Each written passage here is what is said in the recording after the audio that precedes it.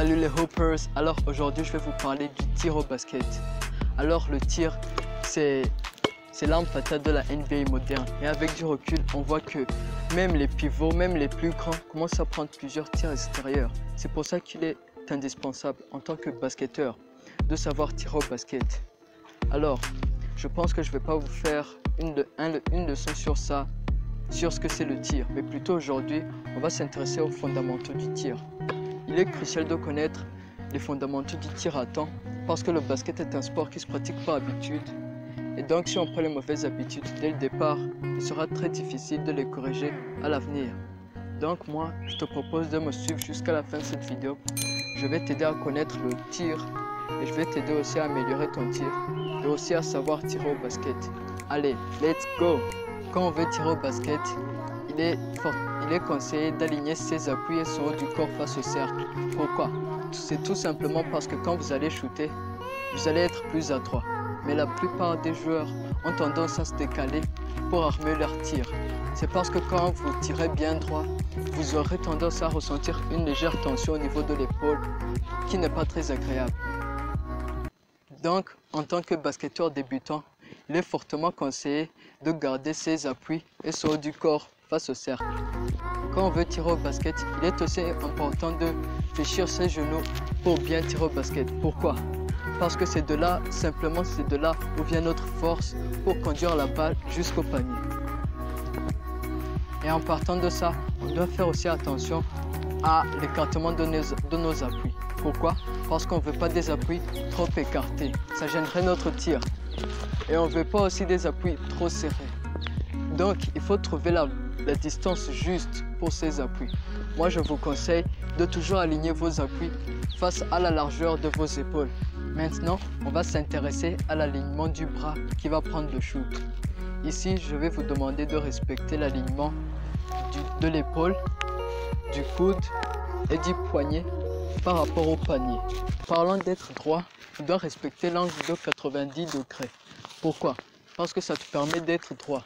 Et aussi, on doit rentrer le coude, mais pas trop. Pourquoi? Parce que tout simplement, on ne peut pas tirer comme ça. On peut pas tirer comme ça. Il faut avoir un coude bien rentré pour que le panier rentre aussi.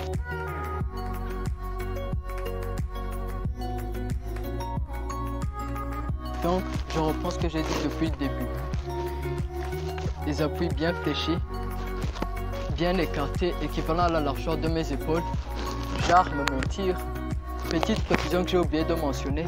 J'ai oublié de mentionner que quand on tire, on doit garder le buste bien droit. Pourquoi? Parce qu'on ne peut pas se pencher pour tirer comme ça. Ce n'est pas convenable. Et aussi, on ne peut pas faire comme ça. On doit garder le buste bien droit pour tirer au panier. Alors, pour la deuxième étape, on va s'intéresser à l'alignement des mains. Alors, quand on va tirer au basket, on ne veut pas un écartement des mains trop écarté et on ne veut pas un écartement non plus trop serré. On veut un écartement naturel. Ensuite, quand on prend la balle, on doit s'assurer qu'on la prend avec ses doigts, non pas avec sa paume. Pourquoi? Parce que quand vous la prenez avec sa paume, avec votre paume, comme vous le voyez, elle n'est plus en équilibre. Alors que quand vous la prenez avec vos doigts, elle est bien en équilibre pour bien armer votre tir. Une autre chose à savoir, quand vous prenez la balle avec vos doigts, vous devez vous assurer qu'il y a un creux. Comment vérifier qu'il y a un creux? Il suffit juste de prendre cette main, de glisser vos doigts. Vous remarquerez qu'il y a un espace entre les deux. Ici, c'est le creux. Maintenant, on va passer à la main de guidage. La main de guidage, c'est quoi? C'est tout juste la main qui va servir de support pour le shoot. Donc, on ne veut pas que la main de guidage soit trop loin ni trop près parce qu'elle pourrait gêner la trajectoire du tir. On doit juste trouver la distance exacte. Et pour ce faire, il suffit juste de prendre la balle avec vos deux mains. Et comme vous le voyez ici, mes deux mains forment un W. Maintenant, on va passer à l'œil dominant. L'œil dominant, c'est quoi? L'œil dominant, c'est tout simplement l'œil sur lequel on va aligner sa balle lors du tir. Alors, on fait comment pour vérifier son œil dominant? Tout simplement, l'œil dominant, c'est celui qui sera aligné par rapport à votre balle.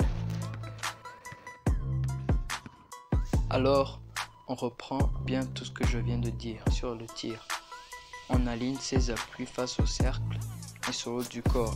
Toujours garder le buste droit. Écartement des appuis équivalent à la largeur des épaules. On arme son tir, on fléchit les appuis, et puis on explose quand on décolle. On casse le poignet pour avoir une bonne rotation. Yo la famille, c'est déjà la fin de cette vidéo. C'est tout ce que j'avais à vous dire sur le tir au basket. Si tu aimes ce que je fais, n'hésite pas à t'abonner, n'hésite pas à liker, n'hésite pas à commenter. Et si vous pouviez partager entre vos amis, ce serait super. Et pour ceux qui découvrent ma chaîne, bienvenue dans la famille de Hoopers si vous ne trouvez pas du tout. Donc moi je vous demande de me faire plaisir. Abonnez-vous pour ne rien rater. Activez la petite cloche surtout. Donc moi je vous retrouve pour la nouvelle vidéo. Et ciao!